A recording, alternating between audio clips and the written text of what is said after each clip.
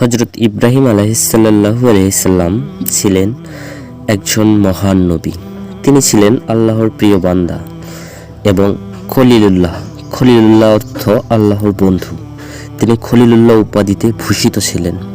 বহু বছর সন্তান না থাকার পর তার স্ত্রী হাজেরা আলাইহিসসালাল্লাহু আলাইহি সাল্লামের গর্ভে হযরত ইসমাঈল আলাইহিসসালাল্লাহু আলাইহি সাল্লাম জন্মগ্রহণ করেন।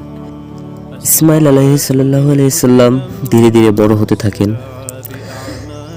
একদা এক রাত্রে ইব্রাহিম আলাইহিসসালাল্লাহু আলাইহি সাল্লাম স্বপ্নে দেখেন তিনি তার প্রিয় পুত্র ইসমাঈলকে কুরবানি করছেন। তিনি ভাবলেন এটা হয়তো শুধু স্বপ্ন, কিন্তু পরপর তিনি একই স্বপ্ন 3 দিন দেখলেন। অন্তঃপর তিনি বুঝলেন এটি আল্লাহর পক্ষ থেকে এটি পরীক্ষামূলক নির্দেশ।